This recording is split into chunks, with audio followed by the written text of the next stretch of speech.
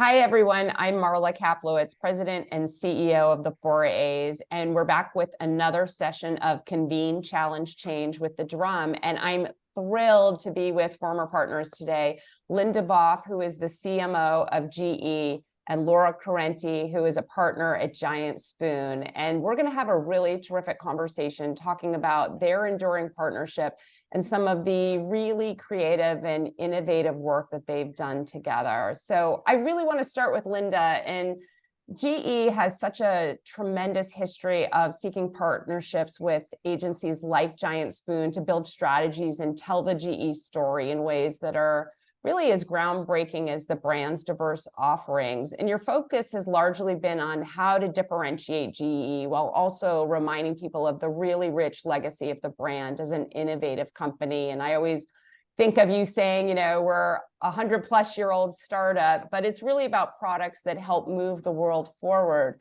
So I'd really like to hear more about the beginning of the partnership with Giant Spoon and what strengths the Giant Spoon team continues to bring. Marla, first of all, thanks. It's great to be on. And I think there are a few things I like talking about more than this wonderful partnership that GE and Giant Spoon, and particularly Laura and I, have had for a number of years now. So before I get to that, I'm going to pick up on one thing you said, which is our forever brief at GE is for our marketing to be as innovative as the DNA of our company, which has been about invention from 132 years ago in Thomas Edison. So what we have found in Giant Spoon and in the magic that is Laura Correnti is a kindred spirit who understands that we are always pushing for that opportunity to find new ways, new places, and new voices to tell our story. But I'll get really personal and say that there was an origin story, because every good partnership starts with an origin story. And, easily, Laura, what was it, 10 years ago? At least. Probably more, yeah. Yeah, maybe a little bit more. I was recently in the role, I'm recently named to the role that I'm in now, and was, kind of getting my bearings and thinking about who our partners would be.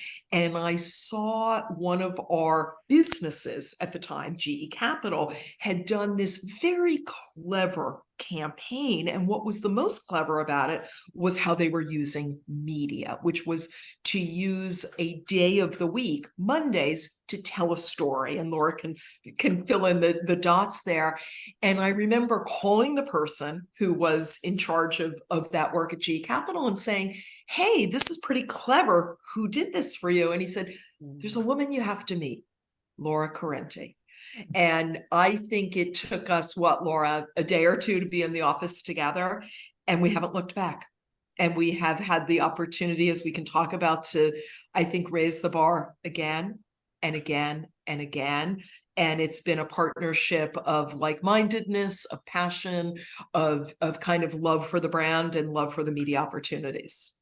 And just to give a timestamp to that, Marla, that email I got was on a BlackBerry. So that's how far back this partnership dates. And the work that Linda's talking about was called Mid-Market Mondays. And I think just a testament to thinking about how we can use the form and function of media for it to be as creative and innovative as often the messages it contains. And so in that particular instance, that was about, how do you make $1 million feel like 10, and really consolidating your budget and focusing on 52 weeks of activity, but around a day of week.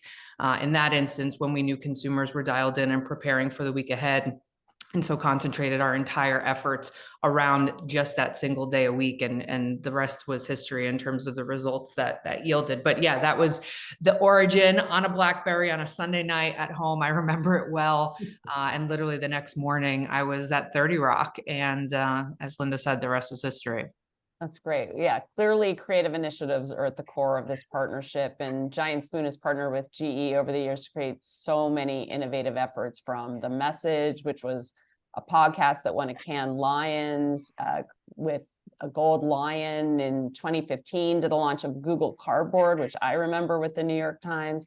And clearly, while these were wildly successful, it's no easy feat. And Linda, I just want to hear, I know GE has obviously been working towards shifting consumer perception of the brand to be more synonymous with innovation, but How did GE align on this strategy, and how did you engage Giant Spoon to continue to push towards more innovative solutions?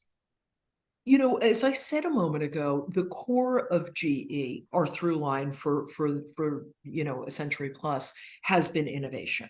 It's innovation in our technology. It's producing the world's first jet engine, the first MRI. So being a early mover, a first to market when it comes to technology, is something that kind of courses through our veins at GE.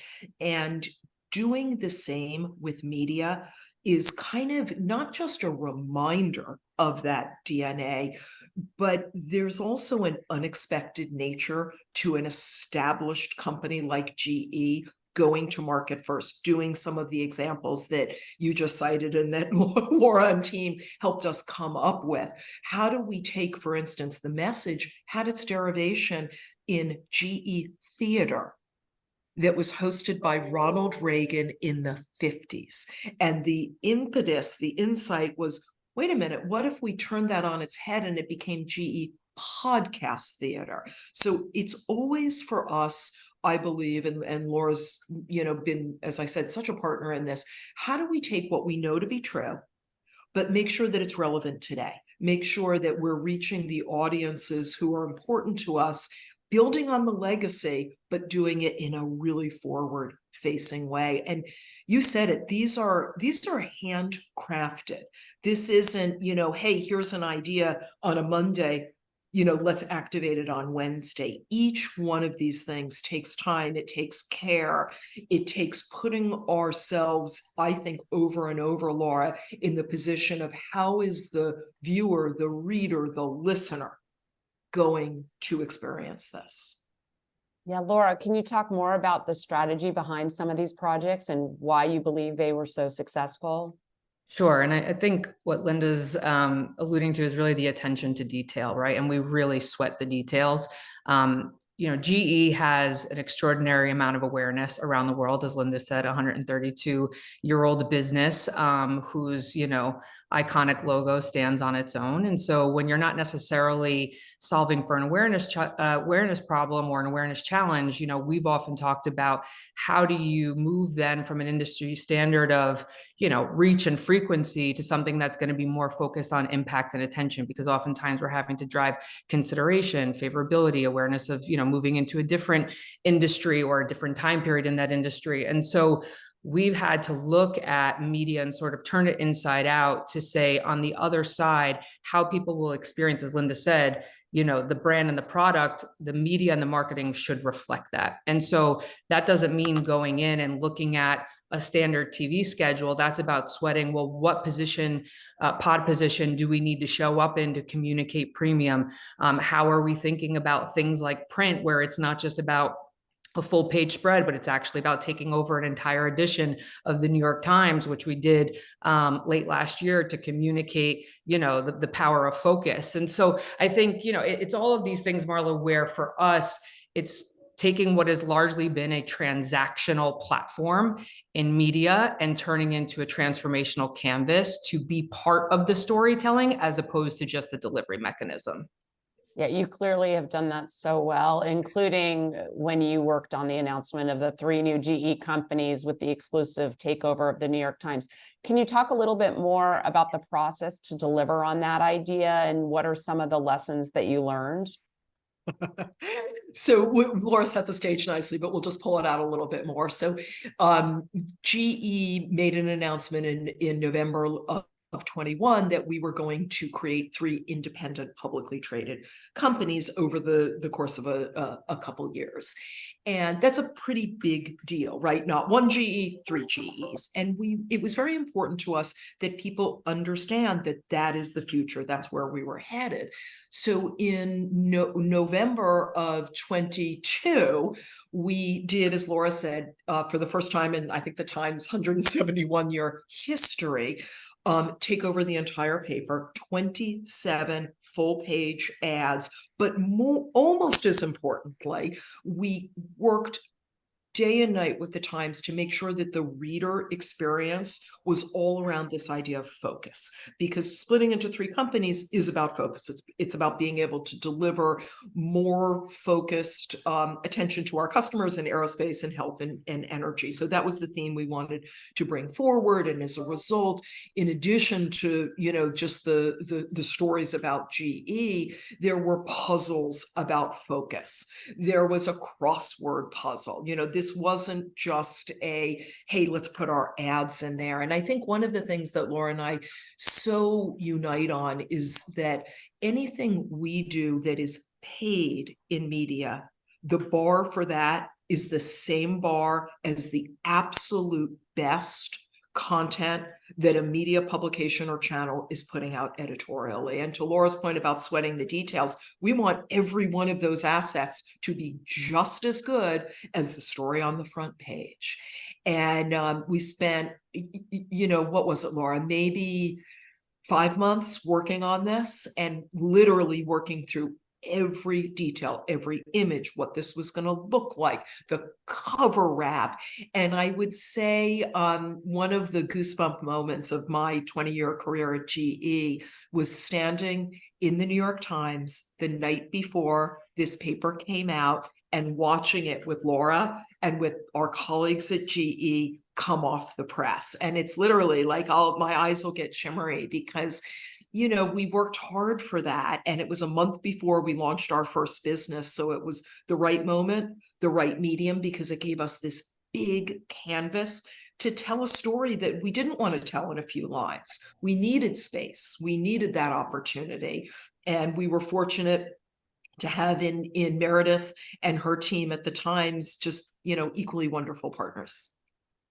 Totally. And I think this, Marla, like to get to one of your last questions, it's the difference for us between planning versus programming, right? Like when we're approaching a media partnership, we're not necessarily looking at what's off the shelf. Like we haven't sent an RFP out since Giant Spoon Media existed. We really take pride in understanding the ebbs and flows of the marketplace, but also where sort of what's coming around the corner and being first to market. You know, when you're a brand like GE, you're oftentimes first mover in industries, first mover in innovations and inventions. And so we want to make sure that we're peeking around the corner to do that. But then when you're looking to what Linda's talking about in how do you put an announcement out in the world, that's sort of, you know, you have to take a step back and say, this is a one-time opportunity, right? Like this is never going to happen again in the history of this company. And so, you know, this can't necessarily just be what's around the corner. Like there was a lot of discipline in sitting and saying, where is the opportunity for us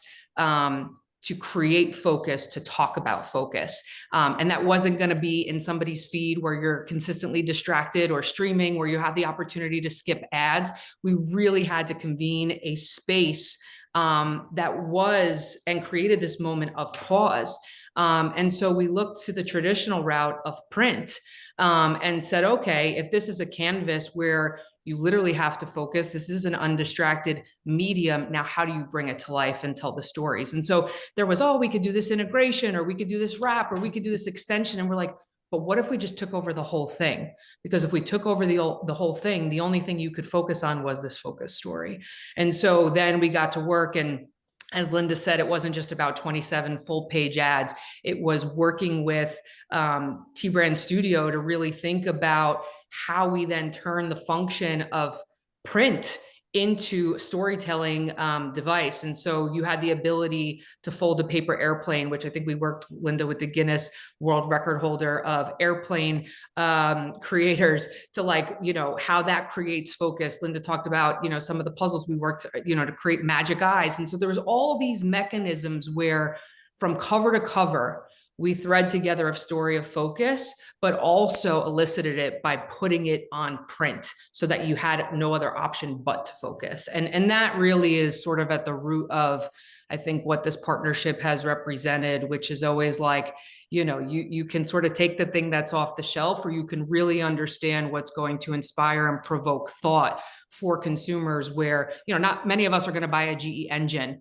in our lifetime. So how do you pull people into the world of GE, inspire the inventor and all of us, so that people can feel part of this ecosystem and universe that has changed the world for over 100 years. That's You know, great. Laura, if I could add one thing listening to you, I think something that we always seek, Giant Spoon and GE, is to buy the unbuyable.